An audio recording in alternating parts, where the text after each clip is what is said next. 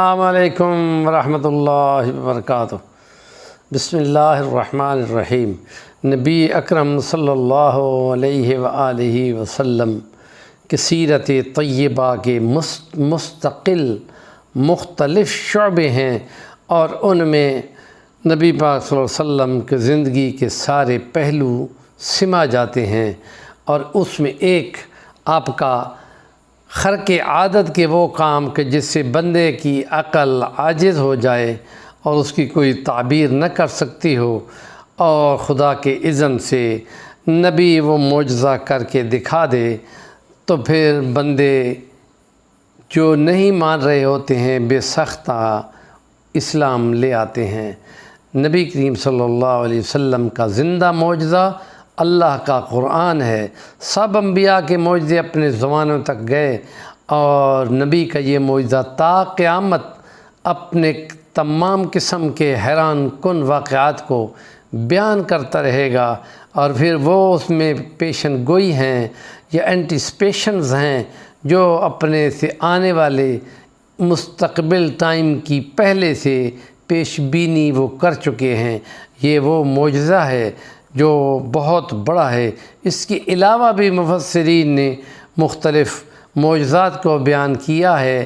سید سلیمان منصور پوری نے اپنی کتاب رحمۃ للعالمین میں مختلف واقعات کو بیان کیا ہے، اور ان میں ایک ہے کہ نبی کریم صلی اللہ علیہ وسلم کے اصحاب صفہ کے اوپر جو 40 تک اصحاب نبی مختلف علاقوں سے بے خانمہ وہاں تعلیم نبی پاک سے پاتے تھے، اور مختلف لوگ ان کی خدمت کرتے ہوئے ان کو کھلاتے پلاتے تھے۔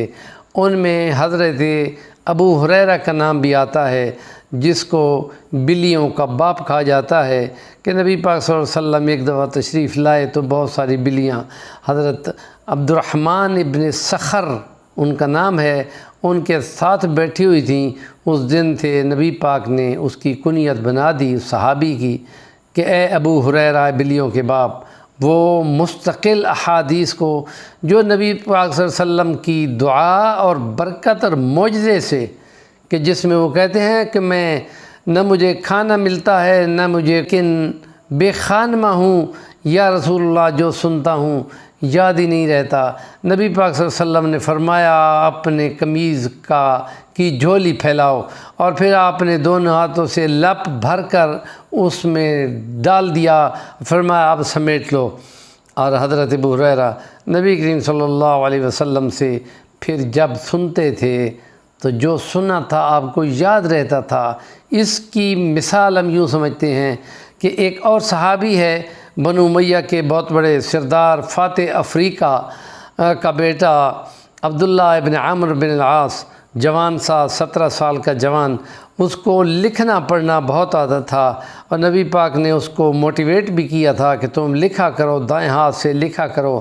وہ نبی پاک صلی اللہ علیہ وسلم کی احادیث لکھا کرتا تھا، لیکن اس کی تصحیح کرانے کے لیے حضرت ابو ہریرہ کے سامنے آ کر وہ پڑھتا تھا کہ میں نے یہ لکھی ہے، آپ اس کو ویریفائی کریں کہ کیا یہ درست لکھی ہوئی ہے، کیونکہ اللہ کے نبی کے معجزے سے، دعا سے آپ کو تو سب یاد ہے۔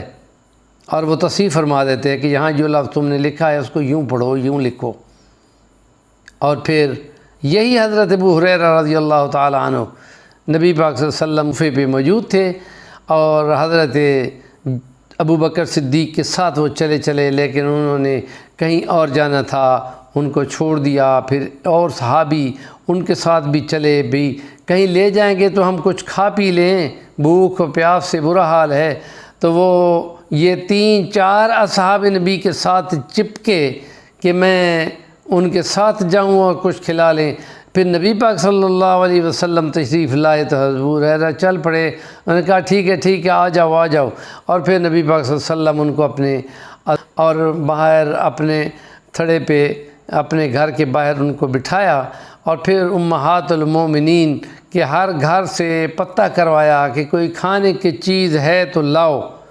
اور کمال ہے نبی کے آخر الزمان پیغمبر کے گھرانوں کا کہ ہر گھر سے جواب آتا تھا کھانے کو کچھ نہیں ہے سوائے اس کے ایک پیالہ دودھ کا، وہ بھرا ہوا موجود تھا۔